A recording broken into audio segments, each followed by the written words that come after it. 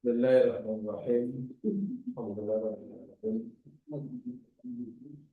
Wabihi nasta'in ala din salatu wassalamu ala asyrofil anbiya'i wal mursalin wa ala alihi wa ashabihi ajma'in. Amma ba'd.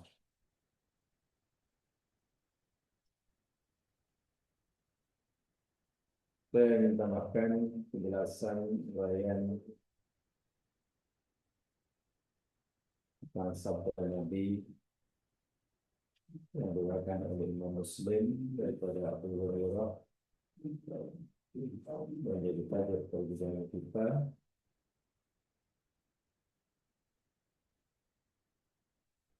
Hadis Nabi yang diriwayatkan oleh Imam Muslim dari Abu Hurairah yang menyatakan bahwa kiamat tidak akan terjadi sehingga seluruh Muslim dan seluruh Yahudi berperang dan saling berusaha untuk mengalahkan salah satu dengan yang lain, dan akhirnya orang Muslimlah yang memperoleh kejayaan, kemenangan. Ya, kalaupun ada orang Yahudi yang terselamat daripada pembunuhan dalam perang tersebut, mereka lari dan mencari perlindungan harta di belakang toko yang batu. Itu pun pokok dan batu tidak mau mereka jadikan tempat perlindungan, sebaliknya mereka memberikan bantuan kepada orang Muslim. Perkara yang perlu saya tegaskan di sini, peperangan ini bukan peperangan antara bangsa, antara suku, dan antara budaya, tapi antara agama. Jadi antara Muslim, apapun bangsanya, dengan bangsa Yahudi. Sekaligus hadis ini merupakan bukti kebenaran apa disampaikan oleh Nabi 14 abad yang lalu. Karena bila Nabi kata seluruh mukmin memerangi Yahudi, mana Yahudi waktu itu sudah punya negara. Wah, semasa Nabi bersabda ini, Yahudi belum punya negara. Kenapa satu bernegara? Sebab bagaimana orang mukmin mengenai seluruh Yahudi jika Yahudi tak punya negara? Jadi waktu itu, hadis ini beritahu pada masa tersebut, Yahudi sudah punya negara, sudah punya kedaulatan, sudah punya persenjataan, sudah punya segala-galanya. Sedangkan pada masa Nabi memberitahu ini, Yahudi masih bercerai-berai sana sini, tak ada kontrol. Jadi dalam bahasa mudahnya, ditubuhkannya negara Zionis Israel, walaupun secara haram, itu bukti kebenaran apa yang Nabi telah sampaikan 14 abad yang lalu. Sebab dengan adanya mereka mempunyai negara walaupun tidak sah, bermakna apa yang Nabi beritahukan akan berlaku peperangan besar itu terjadi. Sebab kalau Yahudi katalah masih berselerak di seluruh dunia, di sana seekor, di sana 2 ekor, cuman apa? Perang itu maknanya mesti satu kumpulan melawan satu kumpulan. Jadi kalau satu kumpulan yang sudah besar tapi orang yang itu bukan perang namanya, itu berburu. Itu berburu. Jadi tertubuhnya negara Yahudi walaupun haram Itu sebagai bukti bahwa apa yang Nabi sampaikan 14 abad yang lalu adalah benar adanya, dan itu adalah tanah mujizat. Tidak ada negara sekarang. Istilah yang digunakan oleh pakar sejarah, peperangan ini nanti disebut kalau dalam bahasa Nabi namanya al-Malhamah al-Kubra. Malhamah al-Kubra.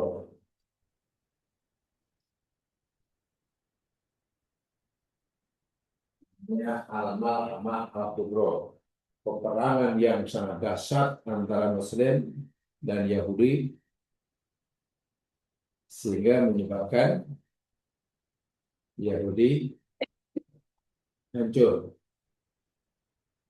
Dalam bahasa modern mungkin yang boleh diterima hari ini panggil ini. Apa yang dipanggil?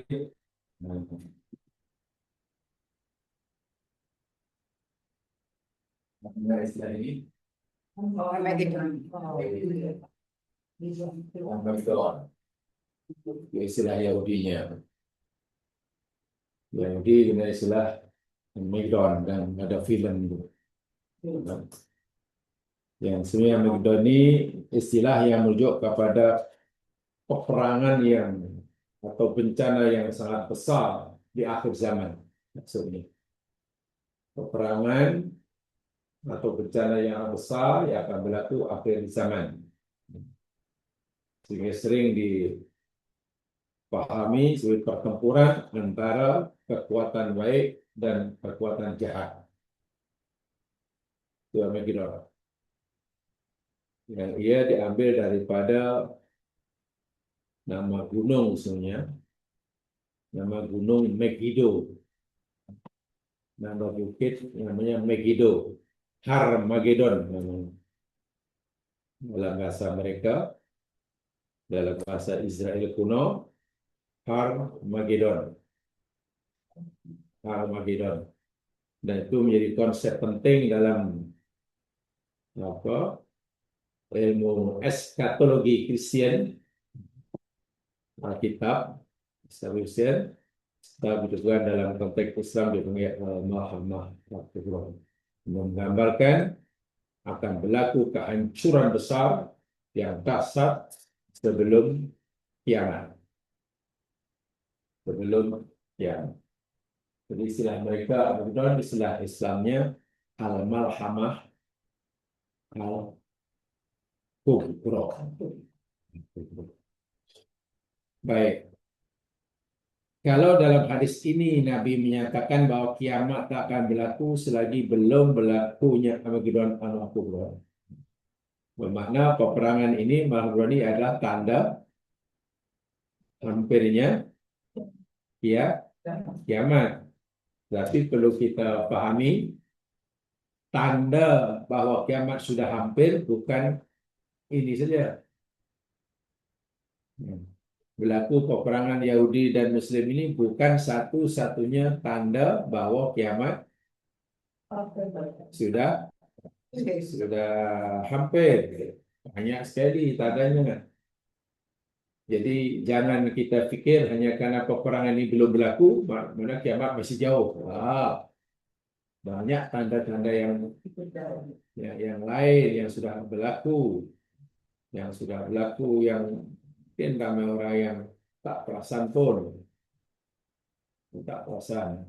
Baik, berkaitan dengan itu, saya ingin sampaikan beberapa saja secara ringkas supaya kita tidak merasa tenang. Kita pikir kiamat masih jauh karena peperangan Malhamah Kubra atau Armageddon mungkin masih ratusan atau ribuan tahun lagi. Sedangkan banyak tanda-tanda kiamat yang sudah berlaku.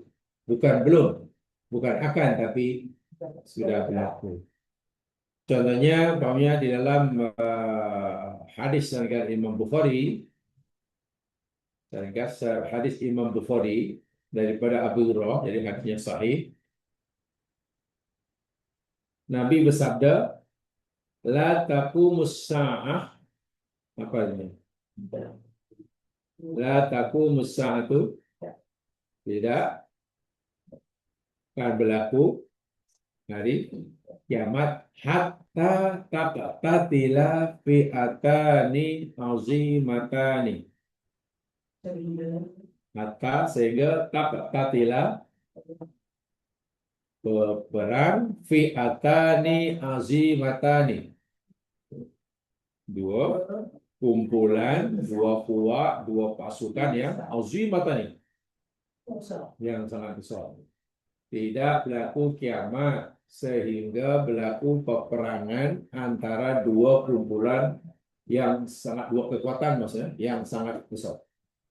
Yakunu bainahuma, kan?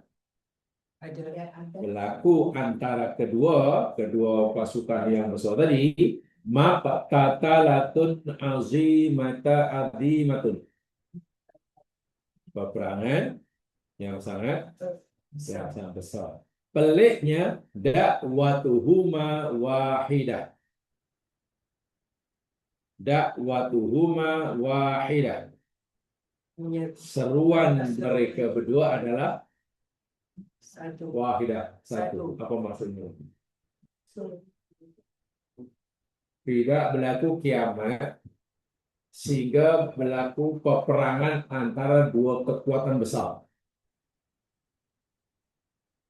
Tapi kedua-dua kekuatan besar yang saling berperang ini seruannya satu, ajakannya satu, matlamatnya satu. Boleh.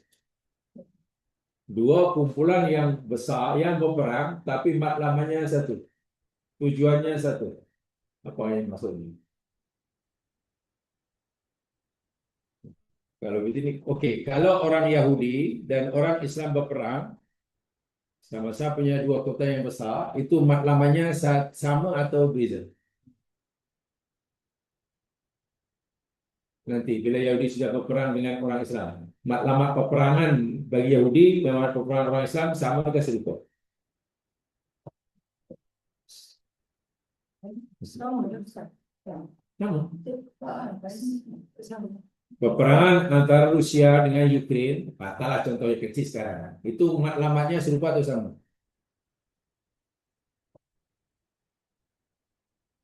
Tidak tahu. Peperangan dahulu antara Jepun dan Amerika, matlamatnya sama atau serupa?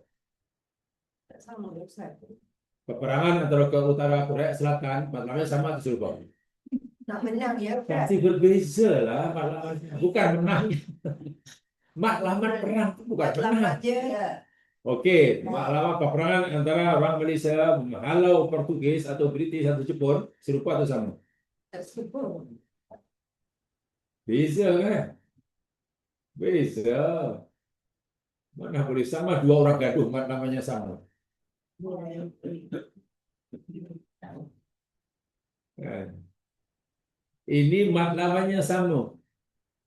Jadi Nabi memberitahu kita ini gambaran apa? Tanda kiamat yang sudah hampir bila ada dua puak yang sangat besar berperang, dakwahnya, seruannya, matlamat perangnya sama. Bermakna ini akan berlaku di antara dua kumpulan orang mukmin. Orang mukmin berperang, matlamatnya apa? Matlamat perang. Mukmin bila mukmin perang. Ya. Mesti menegakkan agamanya lah, takkan ingin rampas kebun durian. Takkan perang sanggup mati kemudian tujuannya supaya dapat kebun durian. Yes. Pasti tujuannya karena agama, menyeru kepada tauhid. Yang sini pula orang mukmin berperang pun tujuannya untuk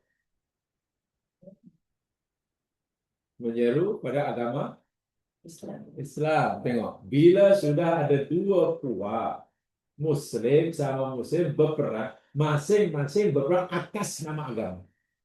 Dua Muslim. Ya, dua kumpulan. Dakwahnya sama. Dakwah maknanya seruannya, Ya. motif peperangannya. Saya ambil satu contoh. Ketika apa namanya Burhanuddin Rabbani, seorang Sunni, seorang Muslim, jadi presiden Afghanistan. Dia orang Muslim Sunni. Tiba-tiba ia diserang dan dimusuhi oleh Taliban yang juga Muslim Sunni. Masing-masing mendakwa perangnya atas nama Agama Islam. Tengok. Islam. Satu kumpulan sebelah bukit sini, kami berjuang atas nama Islam. Nak serang Allahu Akbar. Yang sini nak diserang pun dua nak bilang Allahu Akbar. Malam-malam sama-sama qiyamul lail, sama-sama hajat. Sama yang berdoa pada Allah SWT, mohon pada Allah. Nah, inilah Nabi kata tanda kiamat. Itu tanda kiamat. Dan ini pernah berlaku, saya nak bertanya. Oke. Dulu pada zaman Ali bin Abi Thalib, Ali Muslim atau bukan? Muslim. Ali bin Abi Thalib. Muslim. Muslim. Muawiyah bin Abi Sufyan, Muslim atau kafir? Muslim. Dua ini masing-masing ada tentera. Peperangan luar biasa di sipil. Ramai sahabat yang gagal. Masing-masing niatnya yakni menegakkan Islam karena mereka kata kami yang benar, kamu yang ini, kami yang benar, kamu yang salah. Yang salah pula kami yang ikut Islam, kamu tidak Islam. Berperang. Dan ini benar sudah berlaku. Kanada pertama ini 14 abad yang lalu. Memang dah berlaku. Ya. Dah berlaku dulu, dah berlaku. Ya, sudah bukan dulu, memang sudah berlaku. Jadi kiamat bukan hanya dekat. Kalau pada abad 14, 14 abad yang lalu kiamat sudah ada tandanya dan mana kiamat sudah dekat. Sekarang dekat atau jauh? Lagi dekat. Lagilah dekat. Dekat. Nih, contoh yang jelas sekali. Dua Muslim berperang atas nama masing-masing Islam dan kami benar. Contoh kecil-kecilan yang kecil-kecil yang besar lah. Tahun 85 di Malaysia, tak boleh ke 86. Kerajaan waktu itu orang Islam. Polis pun ramai orang Islam. Di Kedah, balik di Mali, orang Islam juga, ada pondok. Masing-masing ingin menyerang lawannya atas nama menjaga Islam. Coba. Kita kan bingung memberikan penilaian. Tapi Allah tidak bingung. Maha Suci Allah sudah bingung. Kita yang bingung. Ya, tapi memang kita ini sifatnya bingung. Hanya subhanallah, Maha Suci Allah dari bingung. Coba kalau Allah bingung. Mana yang betul? Aku bingung. Maha Suci Allah daripada bingung. Yang sini minta pertolongan pada Allah. Dari sini berdoa pada Allah agar diberi kemenangan. Yang sana benar sama-sama Allahu Akbar. Sini pun Allahu Akbar. Sini sembahyang hajat. Sini pun sembahyang hajat. Di sini, bayang. Ya. Nah, Nabi sudah beritahu itu tanda kiamat. Contoh kecil lah, tapi yang di Mali itu belum dah dikira dua kumpulan yang besar. Tapi dua kumpulan yang besar itu pernah berlaku, yakni Ali melawan Muawiyah. Itu dahsyat sekali itu. Sama-sama sahabat. Sama sahabat. Dari hari ini yang mungkin selalu juga berlaku di Afghanistan, di Pakistan, itu Islam sama Islam. Kalau Islam lawan non-Muslim itu biasa sangat.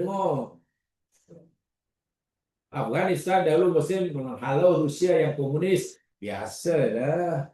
Tapi kalau Muslim dengan Muslim sudah berlawan. Cuman coba. Jadi agak-agak ini memang suatu takdir yang manusia tak boleh mengelak, atau sebenarnya takdir yang kita ada pilihan. Agak-agak berlaku peperangan antara Muslim ini, takdir Allah yang harus tetapkan sehingga manusia tak boleh mengelaknya, pasti berlaku. Atau sebenarnya manusia boleh memilih untuk berperang, boleh untuk tidak perang. takdir nih perang nih agak-agak. Tadi ada dua ya, ada berapa ya tadi? Lupa. Ada dua. Takdir Allah atau qada Allah ada dua. Ada Allah malah Alhamdulillah. kan dua saja, kan ada lain. Ya. Baik, peperangan antara mukmin dan mukmin ini mu'alaq ataupun mubrom. Kalau mubrom maknanya manusia tak ada pilihan. Ini ada pilihan, Ustaz. Kalau mu'alaq ada pilihan. Jadi mu'alaq atau mubrom? Mu'alaq. Itu mu'alaq. Jadi sebenarnya orang mukmin boleh memilih tidak berperang walaupun mungkin berbeza pendapat. Tapi macam mana boleh melakukan perang lebih memilih perang? Wahai dia boleh memilih untuk dia perang. Apa agaknya kuncinya? Ini saya Muslim ya. Kalau antara mukmin dan kafir kita tak pelik lah memahaminya. Ini kalau sesama mukmin, Pendapat, Ustaz. ya Lain pendapat. agak-agak apa kuncinya maksud itu? Bisa. Ini berpuasa, berpuasa.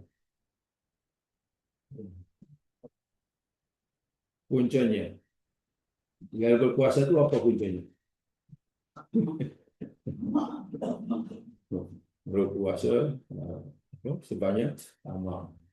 Ya Mas Kiran, mari kita kaji ya agar kita punya panduan dalam menjalani kehidupan. Karena ini adalah apa?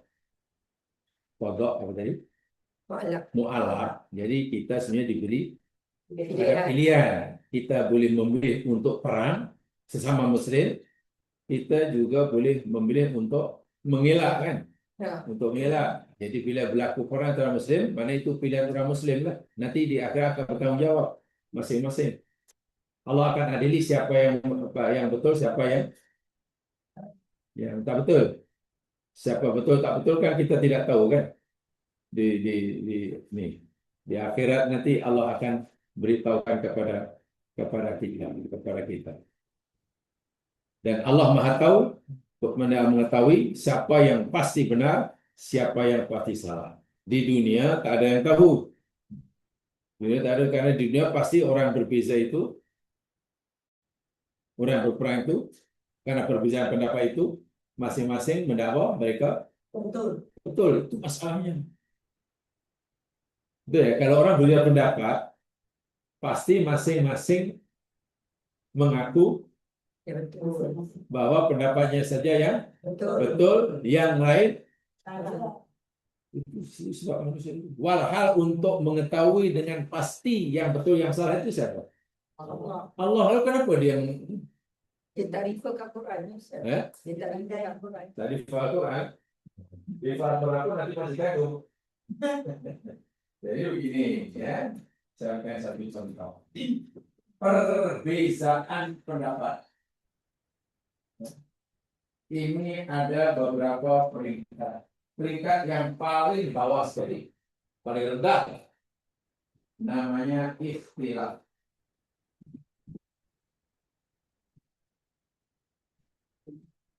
Baik, untuk peringkat individu tolonglah ini dijaga kalau tidak tak mampu peringkat kumpulan. Ikhtilaf itu namanya perbedaan pendapat. B bisa pendapatnya, Mas Syafi'i berbeza pendapat dengan gurunya Imam Malik. Imam Malik berbeza pendapat dengan gurunya Imam Abu Hanifah. Imam Syafi'i berbeza pendapat dengan pendapat muridnya Imam Ahmad bin Hambal. Kan? Ini kan biasa beda dalam agama ini. Hatta dalam masalah agama berbeza pendapat itu biasa. Yes. Namanya ikhtilaf. Dan ikhtilaf ini jamaah sekalian, ikhtilaf ini yakni sesuatu yang dikehendaki oleh Allah. Dikehendaki oleh Allah dalam arti kata, saya tunjukkan ayatnya.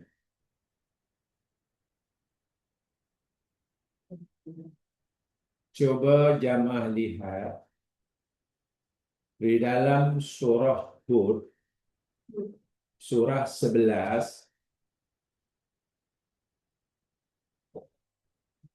ayat 118.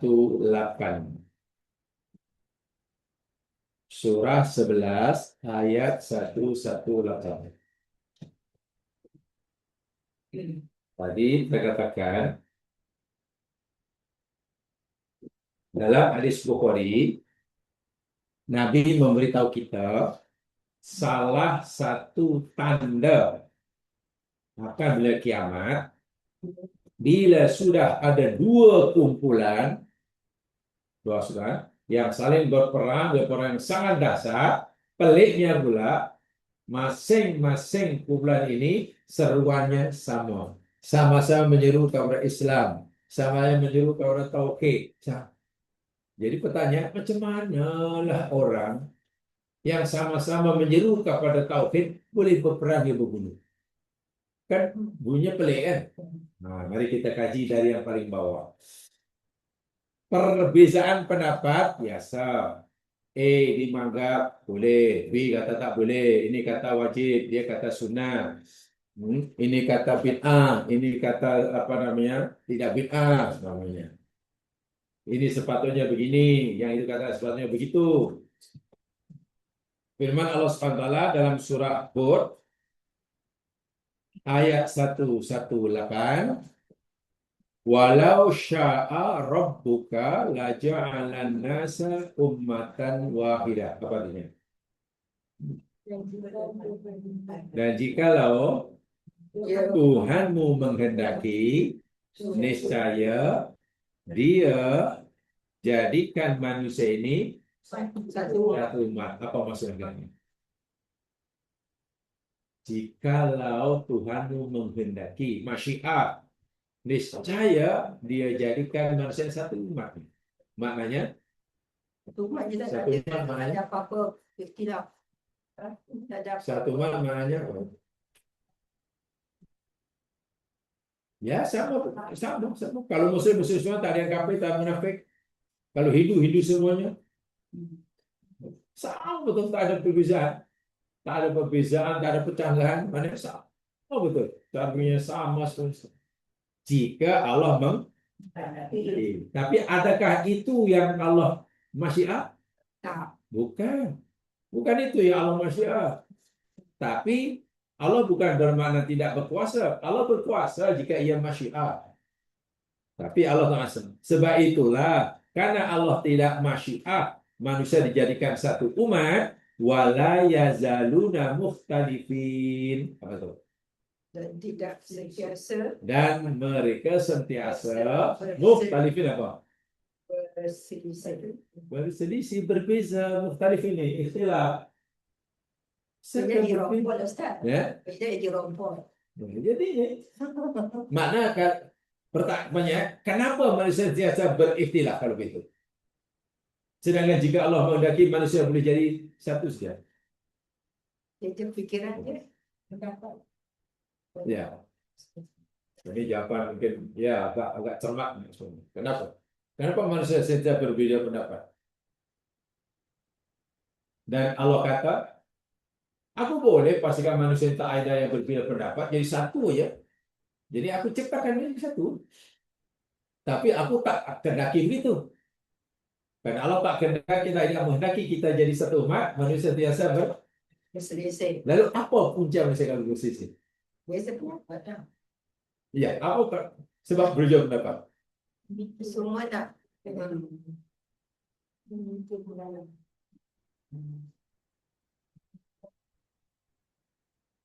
Oh, belum dapat memahami tadi ada aspek tauhid sebenarnya.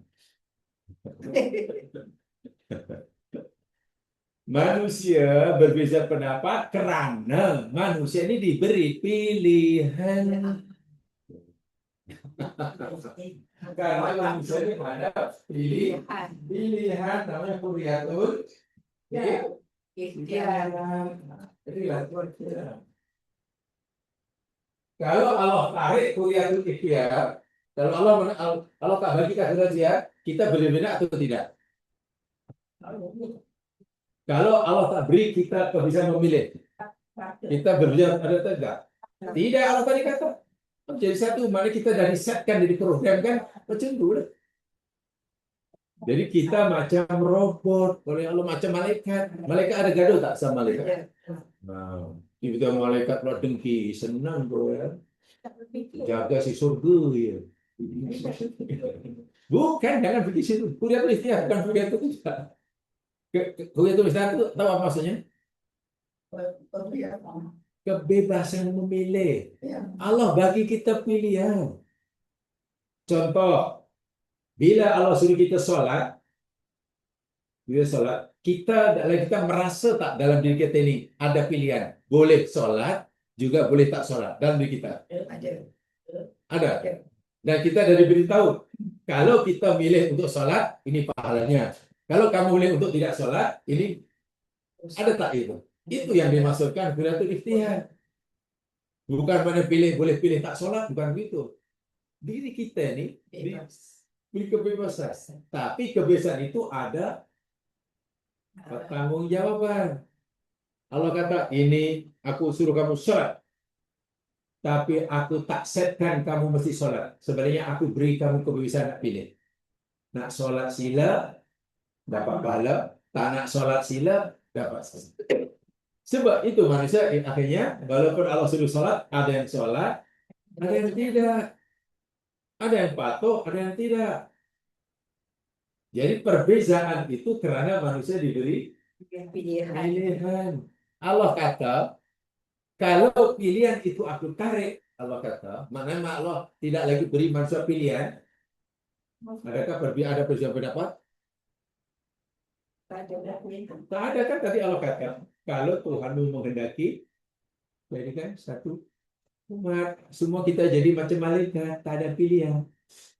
Ibaratnya malaikat ini kalau dalam bahasa mudah ya, macam robot lah, dah diprogramkan untuk masak-masak aja lah, tak reti nak kemas rumah. Ya. Ada robot diprogramkan untuk masak, kerja masak aja. Tak reti nak basuh baju. Yang robot untuk basuh baju aja. Tak reti nak buka pintu. Ibaratnya macam tu lah. Manusia ini bukan macam robot. Sekarang aku nak kemana? Aku nak keluar, sila. Aku nak duduk, sila. Sebab itu ada perintah Allah. Bila ada perintah Allah, ada yang buat, ada yang tak buat. Ada larangan Allah, ada yang tinggal, ada yang melanggar. Kenapa? Manusia ada. Dan disinilah timbulnya perbezaan. Betul. Ada perbezaan pendapat. Contohnya dalam bab agama, ada beza pendapat. Ini cuman ini, laki dan perempuan bersentuhan batal muda atau tidak? Ayatnya macam ini, ayatnya gini. Dalam bisa. Oh, menurut aku tak batal. Menurut aku batal. Biasa kan begitu. Jangan dianggap luar biasa. Itu biasa. Perbezaan pendapat. Setakat berbeza pendapat, bila masing-masing punya dalil, saya masing-masing punya dalil ya, bukan saja suka-suka. Karena sekarang ini plain manusia sekarang ini, bila tak suka orang lain, dia sentiasa berbeda pendapat dengan orang itu.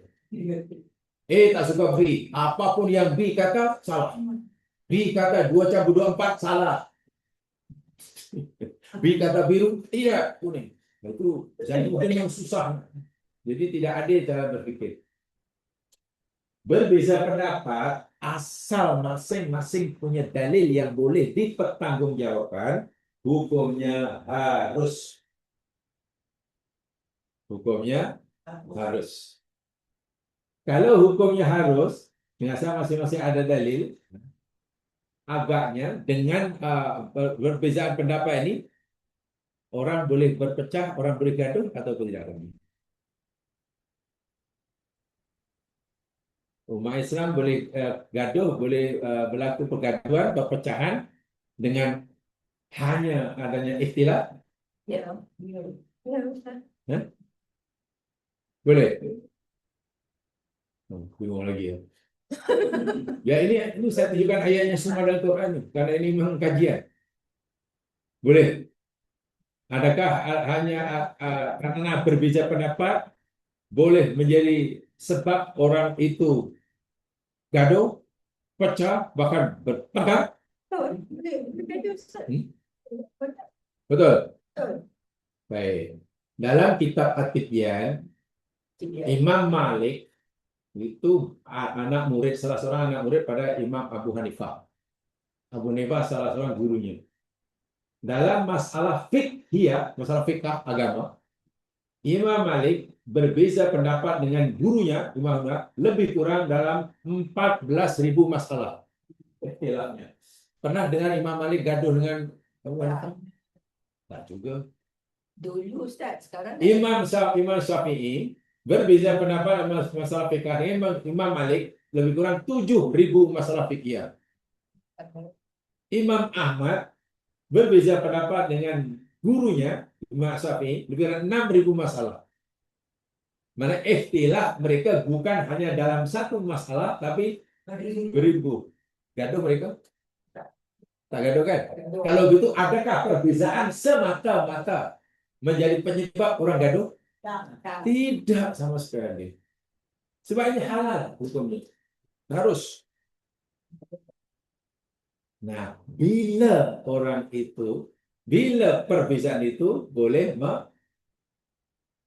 menyebabkan pergaduhan. Pasti bukan itulah. Ada tingkat naik atas. Ini kan baru satu nih. Nomor satu. Dalam satu pernah dua, tiga, empat. Jangan di sini sudah berhenti. Oh, kalau itu pasal istilah. Ini pasal di sana pun tidak kuat lah. Gaduh. Dan bila Rasulullah. Pasal di sana usani, sini tak usani. Gaduh. Pasal sana tahlil, sini tak tahlil. Gaduh. Pasal sini gaduh.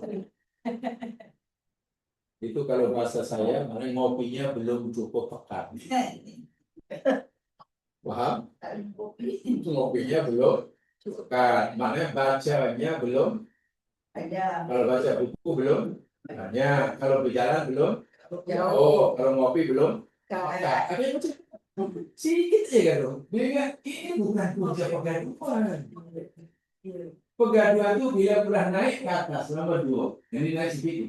Bukan turun ya, ini tingkatnya makin levelnya makin naik ya. Namanya tanazu. Tanazu. Kalau istilah tadi berbeza pendapat dalam satu masalah yang masing-masing punya dalil, punya alasan. Itu namanya ikhtilaf. Dan itu sudah sahabat sudah berlaku. Tak jadi masalah dan tidak menimbulkan perpecahan. Yang boleh menimbulkan perpecahan tanda bila orang Islam sudah masuk tanazuk. Apa 3 huruf tanazuk? Apa arti nazak? Menarik dengan kuat kan? Nazak itu menarik dengan kuat. Jadi tanazuk maknanya musyarakah, saling menarik dengan kuat. Betul ya? Berbeza pendapat dengan B. Oke, namanya apa tuh? Kalau beda pendapat dengan B?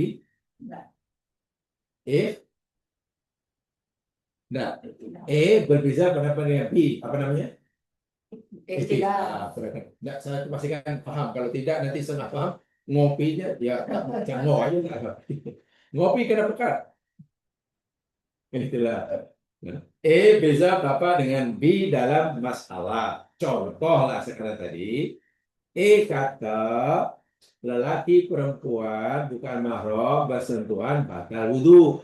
Itu kata Dan dia ada dalilnya. B kata laki perempuan bersentuhan tak batal wudu.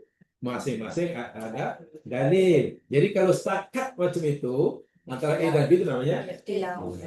Yang tanazuk itu macam mana? Tanazuk tadi apa maknanya?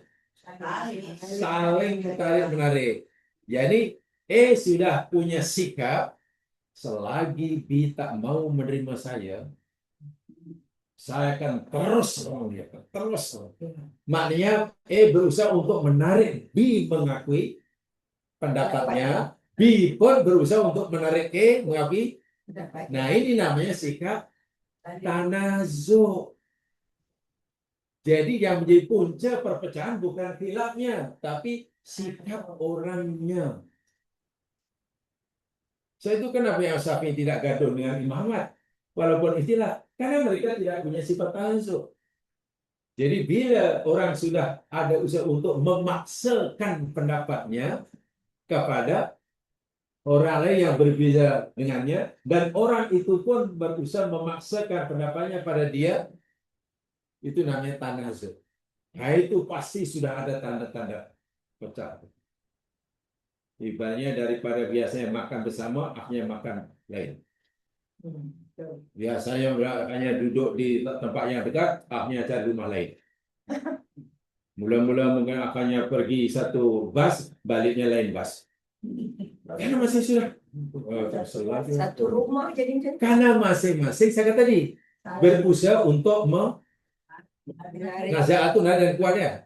Jadi tarik nak berusaha untuk pastikan B ikut dia, B pun berusaha untuk pastikan ikut. Bayangkan kalau sikap orang yang istilah itu seperti itu, pasti gaduh. Nah, kalau kita sudah mengalami ada pada fasa tanazu, lihat Al-Quran. Nah, ini seringkali difahamnya kurang tepat, bukan namanya salah ya. Saya tak kata salah, tapi kurang betul. Lihat firman Allah Subhanahu wa taala dalam surah An-Nisa yang selalu dikutip. Di mana-mana. Surah An-Nisa surah yang keempat ayat 59 tuh.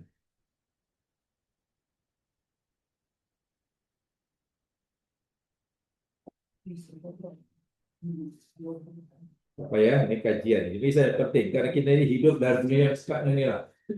Sikit-sikit gaduh, hanya karena bisa pendapat.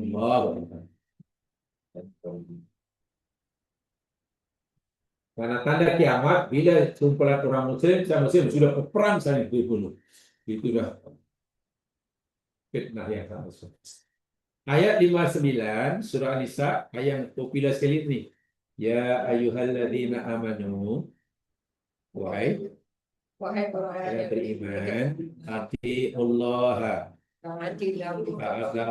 Allah wa atiur rasulah, dan taatlah oleh kamu wa ulil amri minkum, dan orang yang diberi kekuasaan atas daripada kamu. Nah, ini dia. Fa in tanaza'tum fi syai'in. Maka jika tanaza'tum ini di situ terjemahnya apa? Di situ. Mana tanaza'tum? Berbeza, berselisih. Jika kamu berselisih dalam satu urusan, farudduhu ilallahi wa rasul. Maka kembalikan oleh kamu pada Allah dan Rasulnya. In kuntum tu'minuna billah, jika kamu beriman dengan Allah wal yaumil akhir, dzalika khairu wa ahsanu ta'wila. Itu sebaik kebaikan dengan sebaik-baik pengembalian. Baik. Ayat ini, fa in tanaza'tum syai'in faruddu ilallah wa rasul. Biasanya diartikan bila kamu berbeza pendapat. Kan? Ini ada kunut, itu tak ada kunut. Kan? Ini ada angkat jari gini, yaitu sekali saja. Itu jatuh yang pusing-pusing. Yang itu jadi kalau kamu tanaza'tum, jadi kamu sih kembalikan kepada Quran dan hadis. Apa kata Quran? Tanaza'tum diartikan bila kamu ikhtilaf. Tak betul. Ini idza talaftum atau idza tanaza'tum. In tanaza'tum atau ikhtilaf. Tanazu. Jadi tanazu itu maksudnya apa tadi? Saling. Ya, kamu berbeda pendapat. Kalau kata, ya betul. Kamu kata apa namanya? Ada kunut. Yang kamu kata tak ada kunut. Sepakat itu apa namanya? Ya. Ikhtilaf. Oke tak? Oke. Oh, Oke. Tapi bila dan B tadi sudah berusaha untuk memaksa. memaksa yang lain menerima pendapatnya, yang dia pun sudah memaksa saling, Saling itu namanya tanazu. Jadi sudah peringkat menjatuh. Kalau kata jangan, kamu mesti kembalikan pada aku. Kembali pada Quran dan hadis, maknanya apa? Bolehkah kita memaksa orang menerima? Tak boleh. Itu maksudnya. Tapi karena tidak dipahami seperti ini. Kalau bisa pendapat, rujuk pada Quran. Apa kata orang hadis? Kadang hadisnya sama, Qurannya sama, tapi pemahamannya tetap berbeza. berbeza. Cuma, kamu dari Quran dah, tapi masih tak bersatu juga. Memang yang Allah suruh kita rujuk Quran agar kita, bukan kita tidak ada ikhtilaf, agar kita tidak tanazuk. Tanazuk hukumnya haram.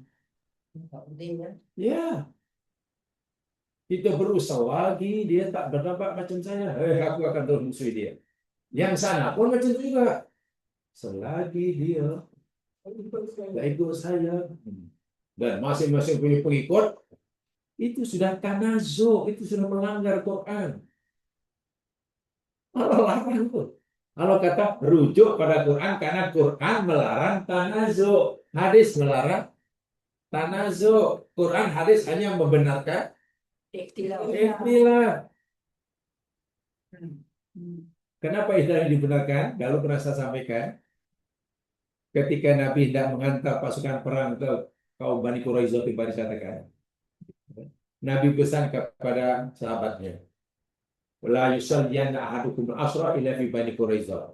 Hai sahabatku, jangan sekali-kali ada seorang kamu sembahyang asar kecuali di kampung Bani Quraisyah.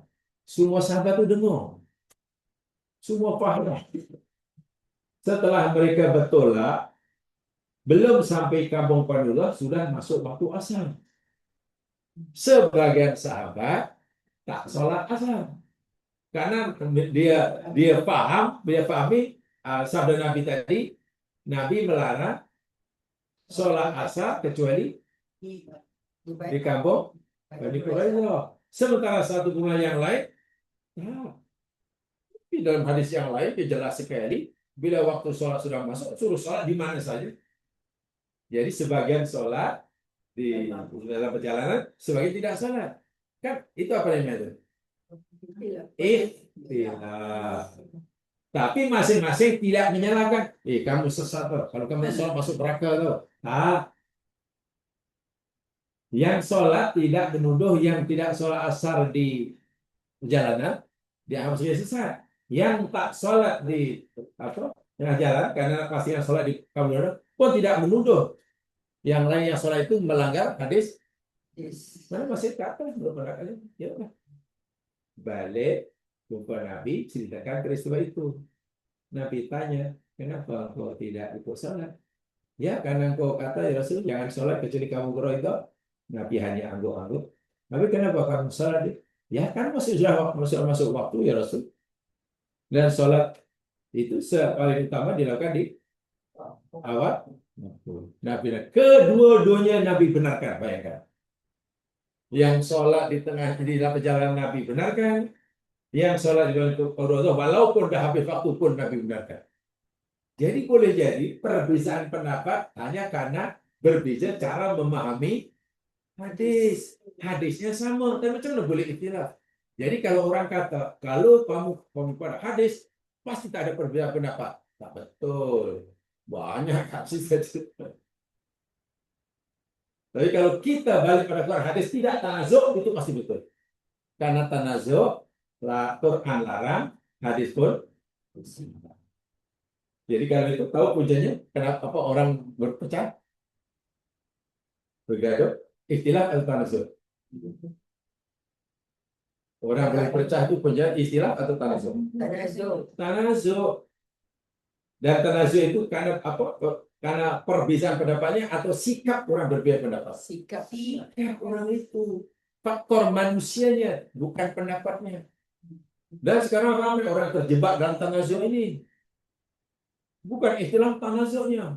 Hanya itu orang Islam berpecah. Allah. Buat itu, buat itu. Dan masing-masing mendapat kami paling benar. Kita meyakini apa yang kita pegangi benar, itu disuruh. Memang disuruh. Tapi tolonglah sedikit beradab seperti Imam Syafi'i kata Imam Syafi'i, inna ra'i shawabun yang telah belum mentok.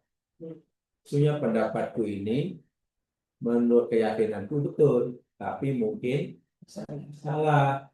Pendapat orang lain menurut keyakinanku salah, tapi mungkin kalau setiap kita yang berbuat seperti itu, setiap kita yang berbuat seperti itu, agaknya ada tak tanazuk?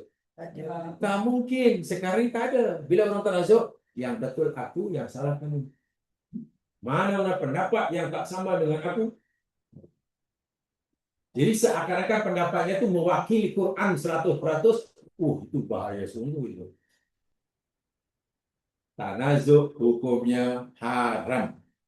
Karena tanazuk sudah ada benih-benih perpecahan. Oke ya? Paham ya? Ini dia. Baik, tanazuk ini, ya mas ya, kalau tidak segera dihentikan, dibiarkan makin apa, meningkat, makin memanas, nanti akan meningkat menjadi peringkat ketiga, level ketiga. Ini lebih baik. Namanya jidal. Peringkat ketiga namanya jidal. Namanya jidal. Jidal itu apa? Jidal itu jidal.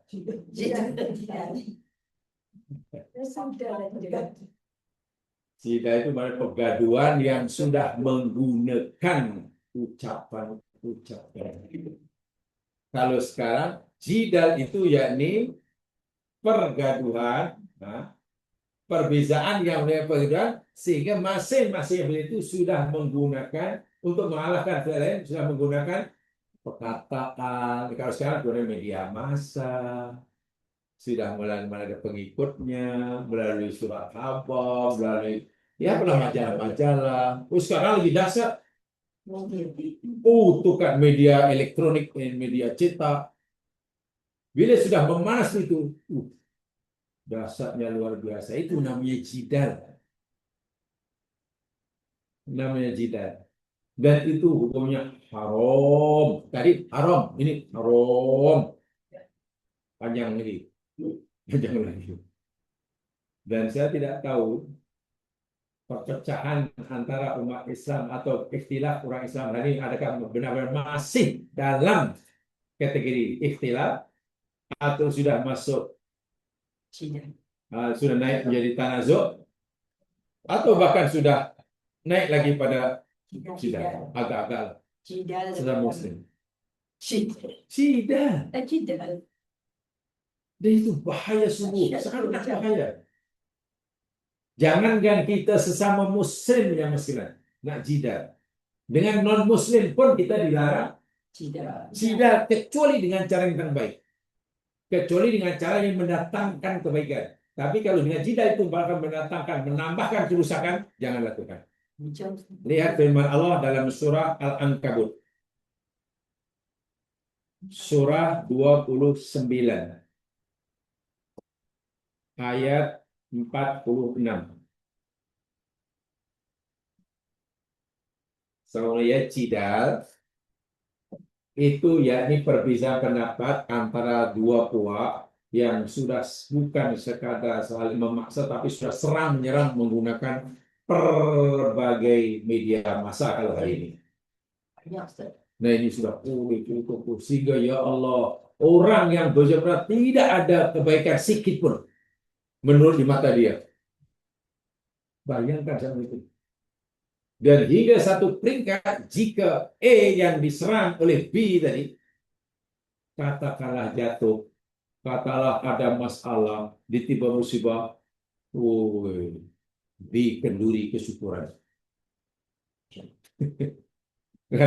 Hingga peringkat macam tu. A dan B, bila sudah peringkat jida, nah, katalah B itu jatuh, B itu ada masalah, A kenduri kesyukuran. Tapi bila B katakanlah A pula makin berjaya, B yang dah lama jida ni, demam dia masuk hospital. Jadi doanya agaknya kepada lawannya doa yang baik atau baik? Kalau orang sudah pegang jidat, pasti tak baik. Doanya ya Allah, hancurkan ya Allah. Bayangkan dalam Islam sudah begitu. Ini yang mengerikan sebenarnya kita ini. Kita mengerikan. Bukan tahu mungkin sengaja menutupi karena kepentingan dunia terlalu. Ini yang sebenarnya Quran kalau kita ingin belajar Quran lebih ikhlas lah, lebih jujur lah. Quran kata la tasfaru bihi tamanan qalila. Jangan kamu jual belikan ayat Allah dengan harga sedikit. Bisa gini. Quran dilanggar hanya untuk kepentingan yang Oke, yang ayat Allah yang mengatakan jangan kamu jual ayat Allah dengan harga sedikit. Ayat itu jika pada orang kafir atau pada orang mukmin. Mukmin. Bukan pada orang Kristen. Tengok ayatnya. Contoh ini. Jidal itu haram hukumnya.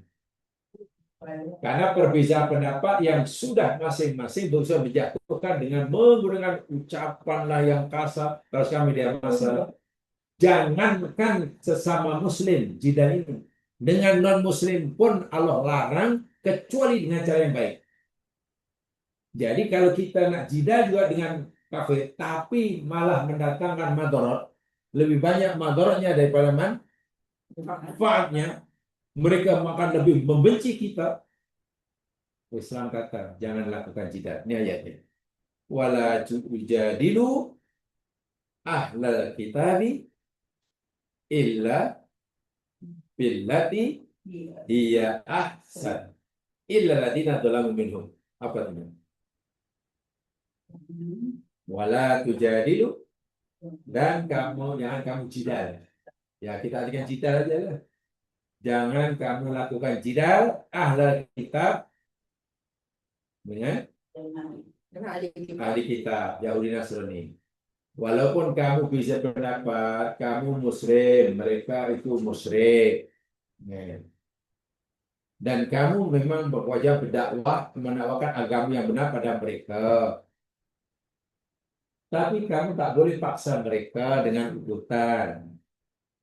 Apalagi kamu ingin menyerang mereka dengan berbagai macam jangan. Illa billati ya ahsan, kecuali dengan cara yang terbaik. Bukan yang baik, terbaik. Maknanya kalau jidal kalau diadakan satu debat ke, discussion ke, dengan alasan-alasan hujah-hujah yang munasabah yang boleh diterima, tetap ilmiah, tetap boleh dipertanggungjawabkan hujahnya,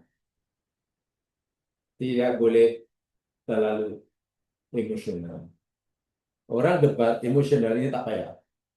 Tak payah. Paham ya? Ini jidal. Kalau dengan non-muslim pun Allah larang kecuali dengan cara yang baik. Bagaimana sama muslim? Dan itu susah untuk disatukan, susah kalau sudah peringkat seperti itu. Nah, jidal ini yang sekarang bila tidak segera dibendung, diobat, dirawat, disekat, makin jadi makin berani. Apalagi sekarang yang kemudahan medsos atau sosmed. Yang itu sosmed atau medsos. Dua-dua boleh dah. Dan kemudahan medsos atau sosmed, dasar. Tidak mudah membendungnya, tapi kita sebenarnya ada pilihan untuk membendungnya. kita ada pilihan untuk menyekatnya, kita juga ada pilihan untuk terus api-apian. Itu yang saya katakan tadi, ikhtiar itu. Allah serahkan, sekarang serah pada kamu lah. Kamu boleh mengapi-apikannya, nanti akan gaduh, berbunuh, dan kamu boleh menyekatnya, terserah pada kamu. Tengok. Bila tidak segera sekat, maka sidangnya akan memuncak pada level yang paling tinggi. Paling tinggi, namanya syikok. Shikok. Syikok.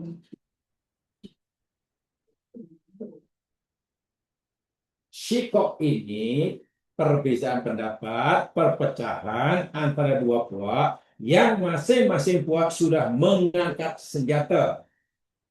Yang kedua masing-masing sudah berusaha untuk membinasakan yang lain. Membunuh.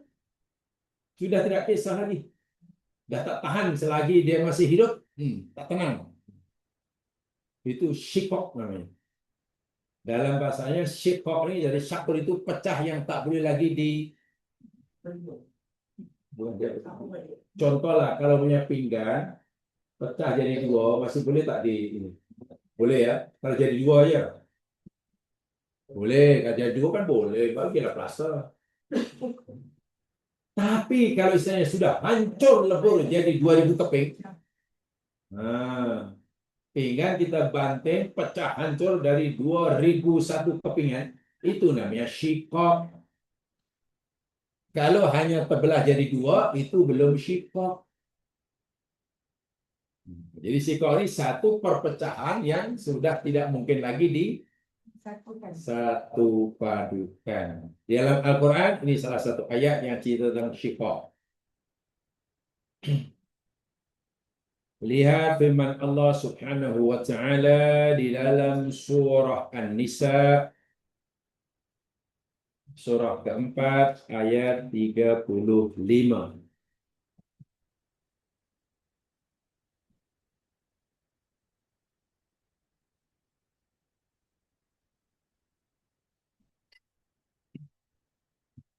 Nisa 35 ini sebenarnya cerita tentang masalah rumah tangga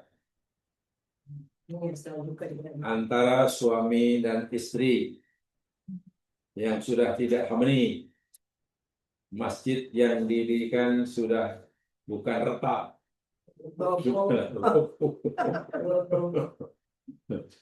Jadi nih, tapi mereka ini nampaknya belum sah berpisah, gitu lah. Lalu Allah kata wa in khiftum, dan jika kamu takut, kamu ini siapa ini? Syiqaq bainihima, syiqaq antara keduanya. Keduanya ini siapa nih? Istri. Suami istri. Jadi tum tadi siapa? Jika kamu takut syiqaq antara mereka berdua suami istri, jadi kamu ini siapa? Kamu. Hah? Bapak apa tahu? Ada suami istri A dan B. Mereka ini sudah dekati syiqaq. Lalu Allah kata, jika kamu takutlah pasangan suami istri B dan A dan B ini akan mengalami syiqaq, kamu siapa? Wali, keluarga keluarga suami dan juga keluarga istri. Bila keluarga suami di situ khawatirlah anaknya nih yang berkeluarga yang akan syiqaq, Islam belum boleh membenarkan cerai belum, tapi langkah terakhir. Ini langkah terakhir, usaha terakhir. Fab'atu hakaman min ahlihi. Apa itu?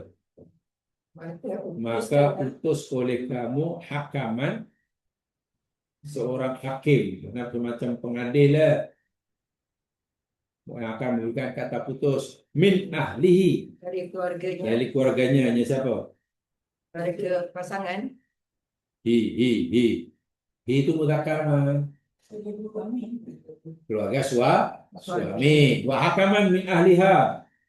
Dan Dan hakim dari keluarganya. Siapa? istri. Istri. Tengok jelas. Maknanya pihak lelaki antar wakil. Pihak istri antar wakil. Kemudian kedua wakil pihak kedua belah pihak ini berbincang. Gitu. Jadi yang berbincang bukan lagi suami istri. Karena suami istri sudah suami istri jangan kena bincang, tengok muka pun sudah muntah-muntah gimana. Kena wakilnya saja. Dan wakilnya ini mesti bersikap adil, tidak beriba kepada sesiapa. Nah, ini susah nih, sebab di sini itu gelaran dia hakim, bijaksana. Jadi kalau wakilnya pun terlalu emosional, bersifat partisan, ya susah. In yurida islah. Jika kedua-duanya menghendaki perdamaian. Yurida keduanya. Siapa yang keduanya? Suami istri. Suami istri. Jika kedua-duanya suami istri yang sudah hampir syikok itu menghendaki perdamaian, tidak memiliki perceraian, tapi nampaknya menghadapi jalan buntu, maka antar wakil. Wakil akan berbincang. Apa sepatutnya yang dilakukan? Jika itu dilakukan, dipenuhi, yuwaffiqillahu bainahuma. Tengok. Niscaya Allah akan memberikan taufik antara kedua. Karena ada persetujuan daripada Allah. Jadi bergantung pada wakilnya itu nanti.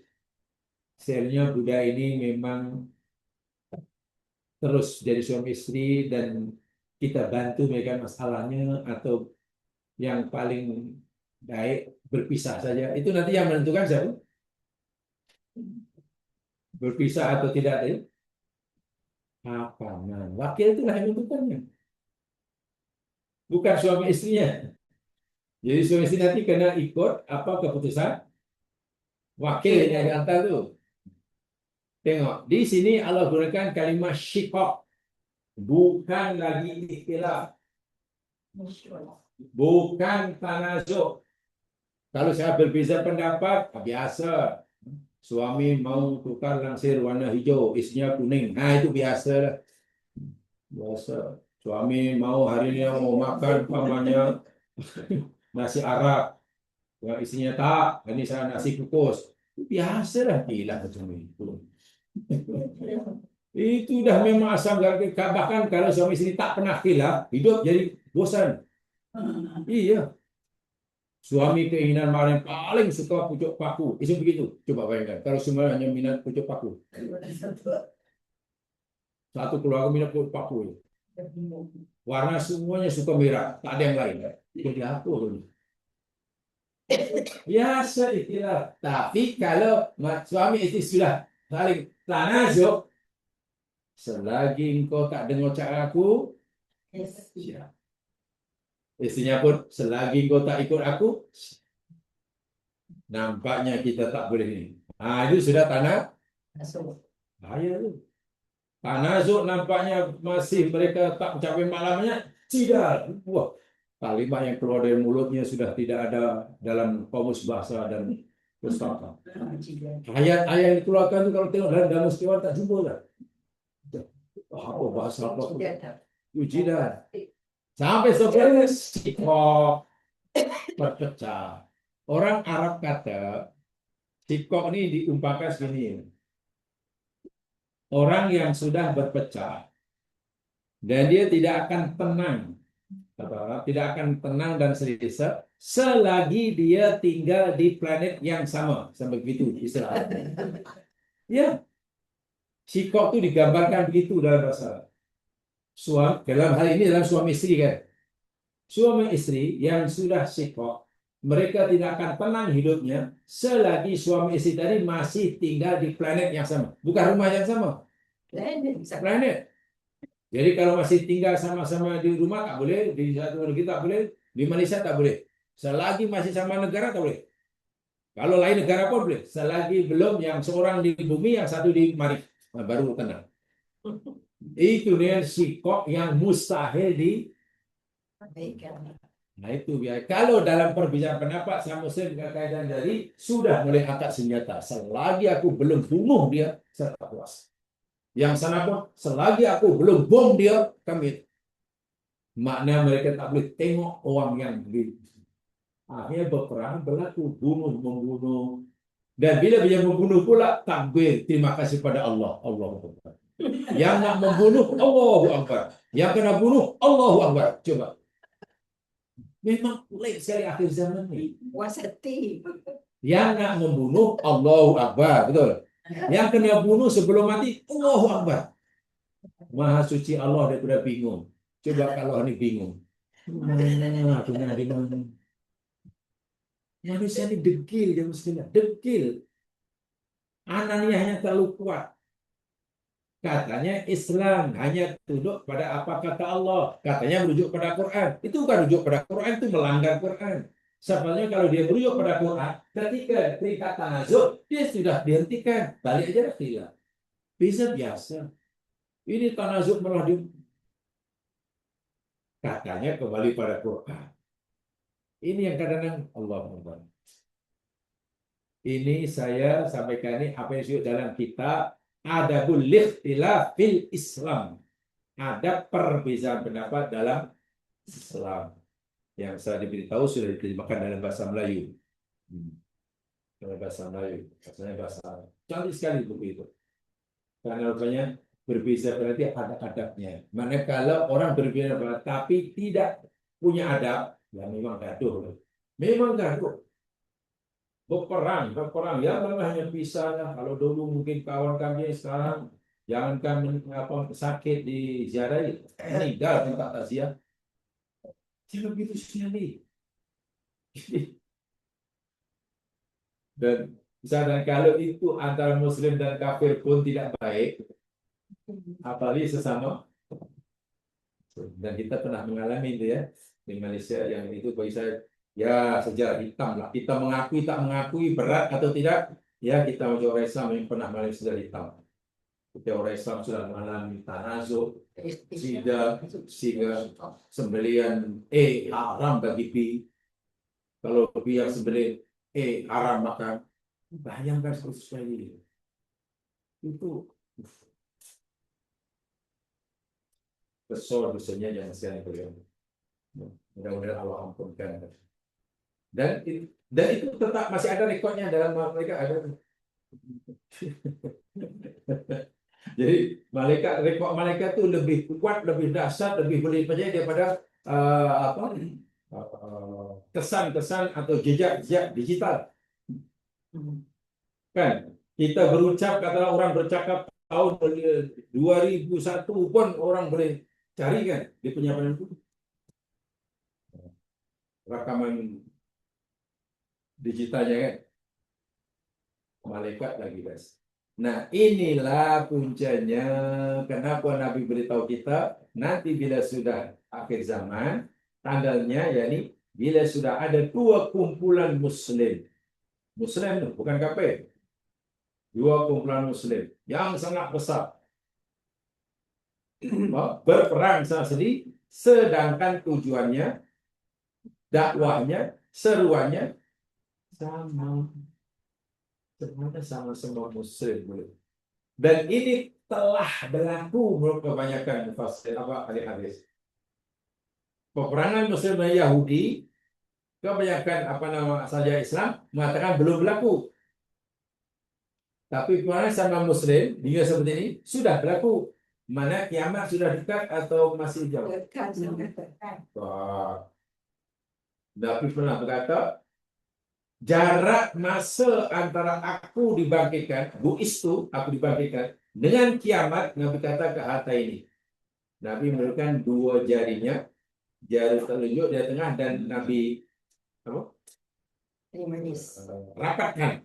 Mana kalau ini aku dilantik jadi Nabi, ini kiamat. Mana jarak antara Nabi jadi Nabi dengan kiamat sudah pada Nabi Muslim. Kalau Nabi sudah wafat 14 abad yang lalu, mana kiamat sekarang? Lebih dah macam ini. kita masih menunggu. Ya memang lah, tandanya banyak. Ada yang sudah berlaku, ada yang mungkin sedang berlaku, ada yang akan berlaku. Dan yang sudah itu berdasarkan hadis Nabi itu jelas sekali. Tapi kadang ada yang berlaku, tapi dalam hadisnya tidak jelas, orang malah percaya. Nanti bila ayat Al-Quran sudah hilang, hingga dulu ada Al-Quran, buka ayat, bila satu muka tak ada tulisan. Hebat saudara. Hanya semuanya bertaubat. Taubatan nasuha. Sembahyang subuh penuh masjid. Kotak amal penuh dengan orang sedekah. Karena kiamat diyakini sudah dekat. Sebab Al-Quran sudah hilang. pernah kan gitu. Ya. Betul lah, seminggu dua kan hilang lagi lah. Wah, Nabi tak kata macam itu. Quran hilang bukan begitu. Dalam hadis yang walaupun satu hadis itu dipermasalahkan, yakni la yazil Quran illa rasmu. Akhir zaman nanti tidak tinggal daripada Al-Quran kecuali tulisannya. Jadi bukan tulisannya hilang. Tulisannya ada, tapi yang tinggal tulisannya dia lah. Maknanya apa? Ada orang ikut. Ya jangan boleh tulisan. Ada. Dan itu namanya sudah lama berlaku. Jadi kita menunggu bila surah Yasin hilang, kiamat.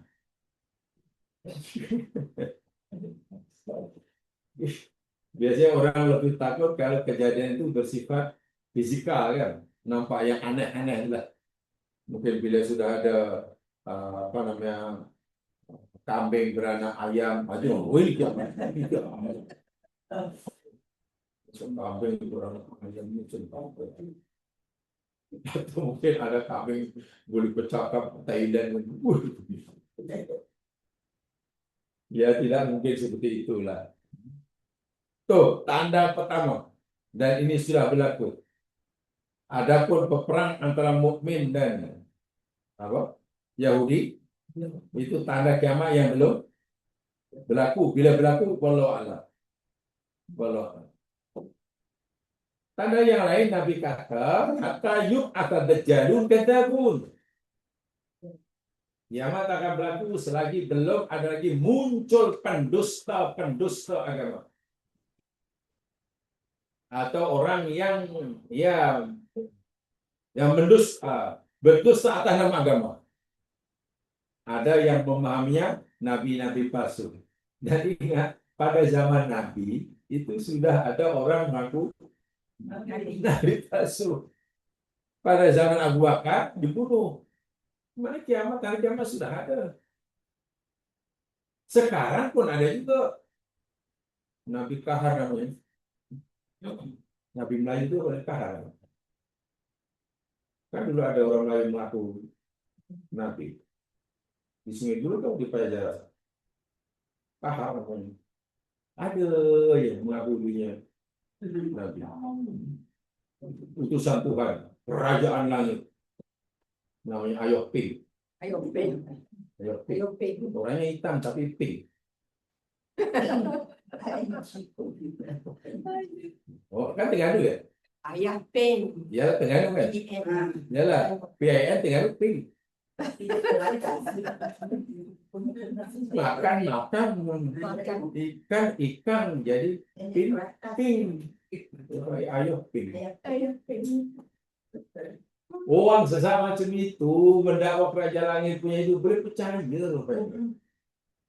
Dia pelik pula ada orang kaya sanggup menginfakkan buat candi ke apa yang gitu. Buat ceret ke. Oke lah kalau itu sesat, ya itu ya namanya Indonesia percaya sesat. Yang peliknya macam mana boleh ada orang percaya pada orang sesat? Dia hipnotis. Yang lebih pelik.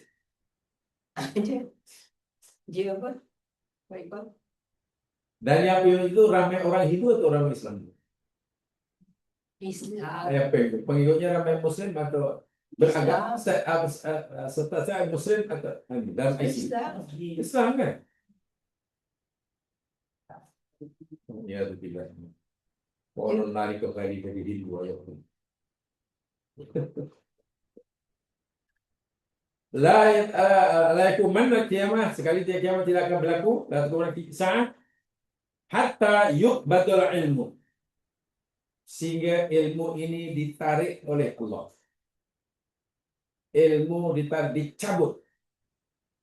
Dicabutnya ilmu, yakni dengan dimatikannya ulama. Hari jauh sekalian. Jika ada katakanlah seorang insinyur meninggal, katakanlah, kita perlu khawatir. Minggu depan nanti graduan insinyur puluhan mengganti. Iya. Tapi dahulu ketika Yusuf Qaradawi meninggal, sangat banyak mengganti yang punya ilmu seluas itu. Lama umurnya, sangat lama. Ketika Soleh Mustaimin meninggal, sampai sekarang belum ada penggantinya. Maksudnya nah, bayangkan bila orang-orang alim yang ilmunya sangat luas, banyak biar pada seluruh umat Islam, Allah matikan, ilmu pun hingga satu masa Nabi kata, bila ulama sudah ambil, yang ada hanya yang jahil. Akhirnya dalu wa dalu. Mereka sesat dan menyesatkan. Ya kena tanya pada siapa?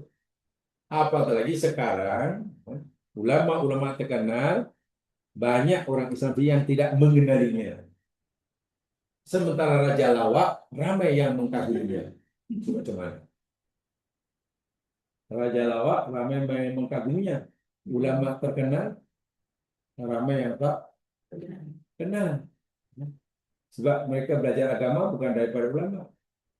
Belajar agamanya dari Muhammad Ashraf Al-Hafiz Al-Alamah Muhammad Al-Ghugli. Al-Ghugli wa Al-Haj At-Tiktoki. Saya tak kata tak boleh, tapi macam mana boleh menggantungkan ilmu mereka?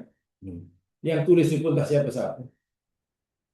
Akhirnya ditanya, ya teman apa zaman apa? Ya, gua kata begitu. Saya lupa itu dalam Facebook kata begitu. Saya tak tahu dah, tapi saya lupa. Allah.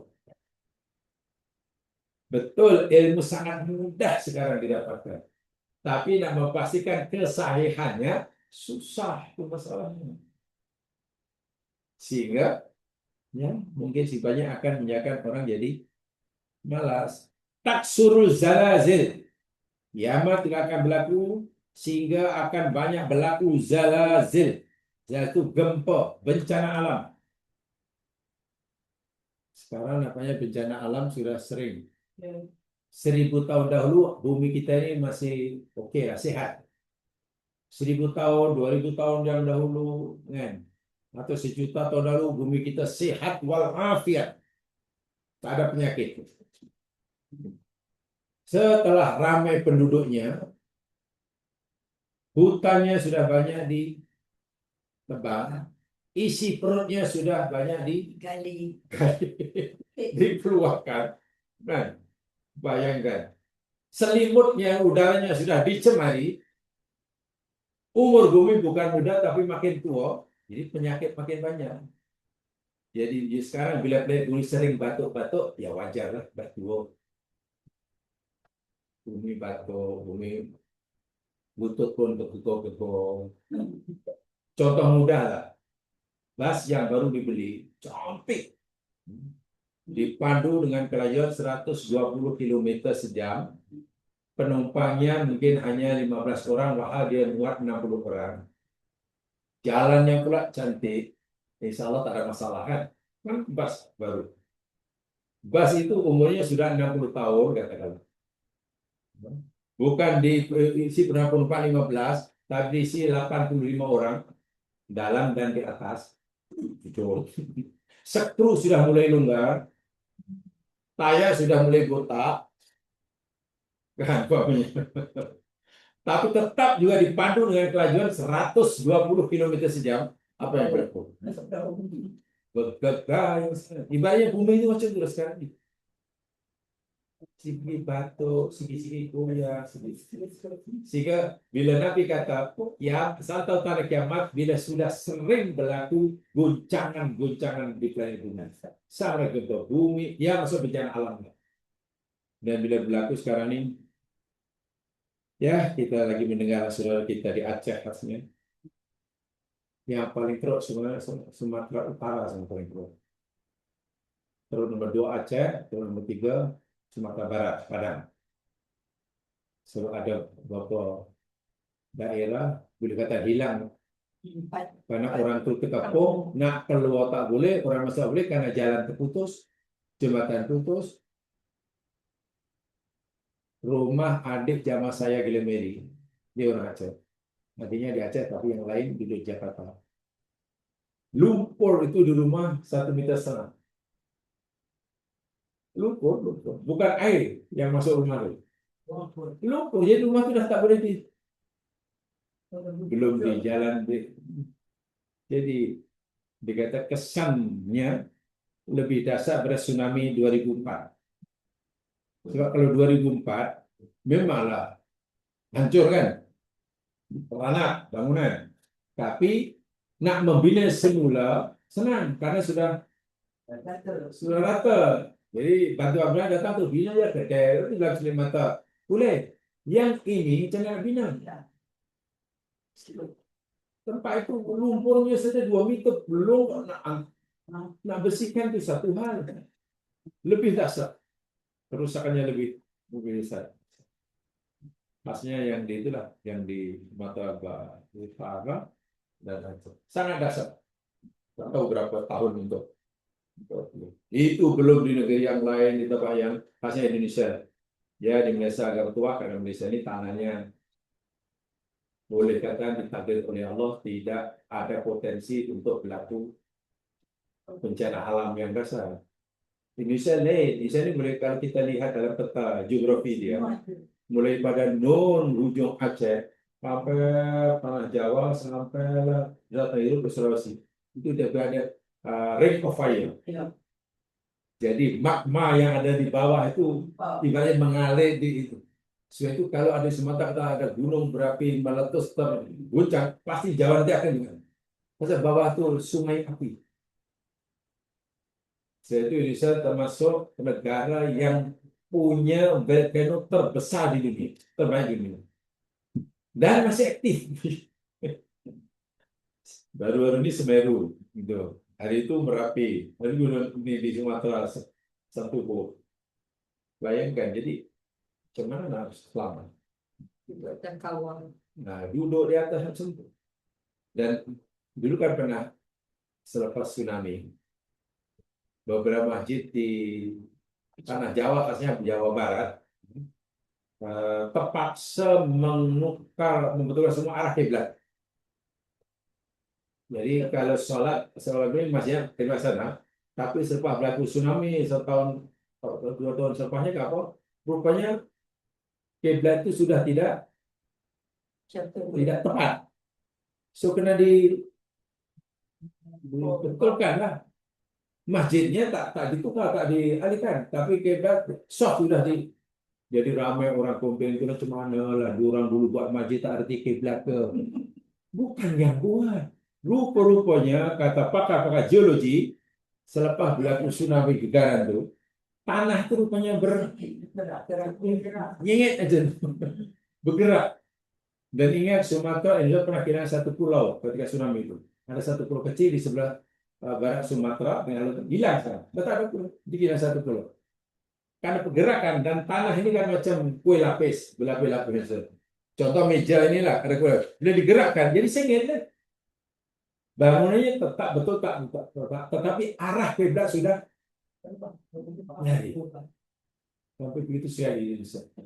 Tapi orang tahu banyak cuma uang dulu berpuluh-puluh tahun buat masjid kiblat arti. Itu bukan salah yang buat. Buminya terplek sedikit. Itu dasar sekali lah. Itu tanda kiamat maksudnya. Wa yataqarabaz zaman. Allahu Akbar.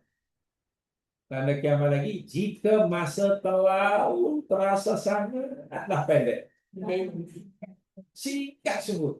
Lah, bila lah hari Rabu balik. Bila tahun baru. Yang tahun baru lagi. Macam belum habis. Lidah saya masih dapat merasai kue murih puasa depan.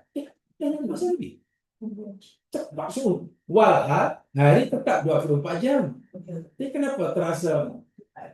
Dia akan cepat, lepas tu lambat kan Ustaz?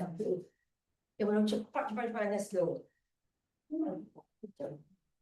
Itu saya sangat ingat. Nabi bagi itu dia sebenarnya punya maklumat kauniah ni. Ini berkaitan dengan apa rahsia waktu.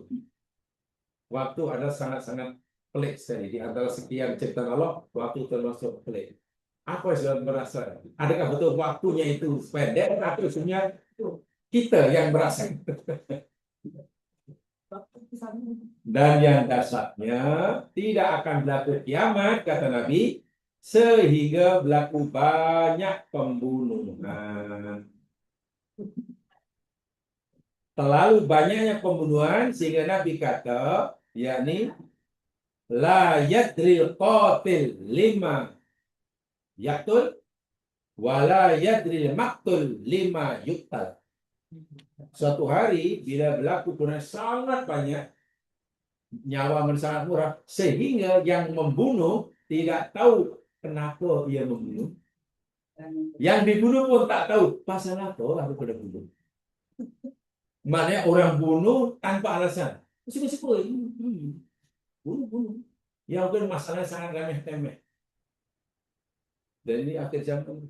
Dekat sekolah tu. Apa saya sekarang tengoklah di sekolah tu budak-budak apa alasan? Tak usah langsung. Di jalan raya bunuh. Alasannya apa? Orang ditangkap dan bunuh, bawa ke mahkamah, dihakimi. Siasat ini masalahnya jalan. Rupanya masalahnya hanya kawan tu bunyikan horn. Lampu merah, berhenti, hijau, jalan kan. Kawan depan itu jalan. Horn dari belakang. Panas hatinya. Balas. Dua. Jalan. Kawan dua kali, dia tiga. Dia terus. Dia sudah mulai panas kan? Mulai panas, ayah keluarkan penumbuk. Yang saya keluarkanlah apa namanya trilok. Keluar kereta, gaduh. Pasal apa? Pada tubuh-tubuhan, pukul dengan sirop. Mati kawan tu. Kawan bila tu. Tangkap, lebar ke mahkamah, gelap mahkamah. Hakim pun geling-geling kepala. Allah. Kan punya pasal. Wahai yang membunuh itu pun pelik. Macam mana aku jadi pembunuh? Alasannya hanya yang kena bunuh lagi tak tahu. Nabi sudah beritahu 14 abad yang lalu. Bila pembunuhan sudah bermaharajalela, nyawa manusia dah macam tak ada Value. tak ada value. Sehingga yang membunuh pun tak tahu pasal apa aku membunuh. Yang dibunuh lagi tak tahu. Dan ini sudah kita ini berada pada abad itu sendiri. Pada zaman Nabi, ya belum berlaku yang ini. Kita berada pada masa yang Nabi dah beritahukan. Jadi Allah Akbar. Orang bunuh atau orang bunuh diri atau apa. Tak boleh. Kuncinya remeh-temeh. Sangat-sangat remeh. Tak masuk di akal. Tak masuk. Jadi saya ingin sampaikan, walaupun dalam hadis yang kita pelajari sahih bahwa peperangan antara Islam dan Yahudi yang akhirnya Yahudi hancur lebur itu tanda kiamat, tapi itu bukan tanda satu-satunya. Bolehlah kita katakan itu salah satu tanda kiamat yang belum berlaku. Karena ada hadis lain tanda kiamat yang sudah berlaku dan yang sedang berlaku. Jadi kita tidak perlu terlalu happy karena yang tanda ini tak berlaku. Lama lagi. Lama lagi apa yang dah berlaku dah banyak. Yang sudah berlaku depan kita dah banyak. Itu maksudnya. Jadi tujuan kita pengajaran untuk kita ya karena kita sudah diingatkan begitu banyak oleh Allah oleh hadis Nabi Ya, mempersiapkan diri itu saja. Apatah lagi ada satu riwayat mengatakan idza matal insan qomat qiyamatuhu. Apabila seseorang itu mati, maka berlakulah kiamat baginya. Jadi kalau orang dah mati, mana kiamat telah berlaku bagi orang itu. Kalau itu kiamat lama atau sudah dekat. Kalau mati bulan depan, akhirnya kiamat. Tak perlu menunggu matahari terbit dari barat. Tak sempat kita melihatnya. Kalau menunggu kiamat itu nanti bila matahari terbit dari barat, kita tak sempat ambil gambar. Mati aja dah berlaku kiamat. Bagi orang itulah, bagi yang lain belum lah. Bagi yang lain. Jadi pengajaran yang sangat berharga bagi kita, ya sudah mempersiapkan diri sebelum berlaku kiamat bagi kita masing-masing. Karena kiamat bagi kita masing-masing tak sama berlakunya. Kalau kiamat ini misalnya kematian, ya. Ada orang yang mungkin masih bercita-cita umurnya 60 tahun, rupanya tinggal 6 hari. Ada orang yang sangat kritikal, dia ingat tak ada harapan untuk hidup, rupanya sehat, masih hidup beberapa tahun. Dokter yang merawatnya malah pergi dulu, banyak maksudnya.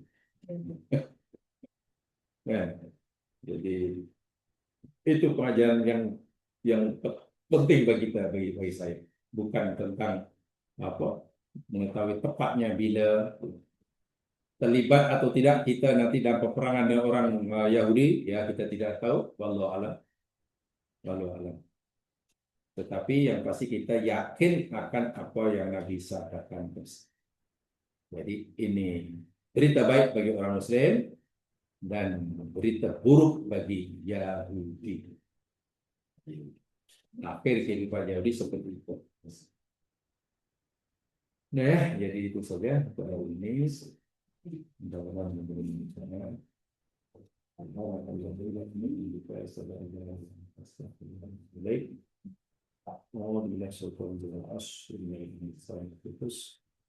إلا الذين آمنوا وعملوا الصالحات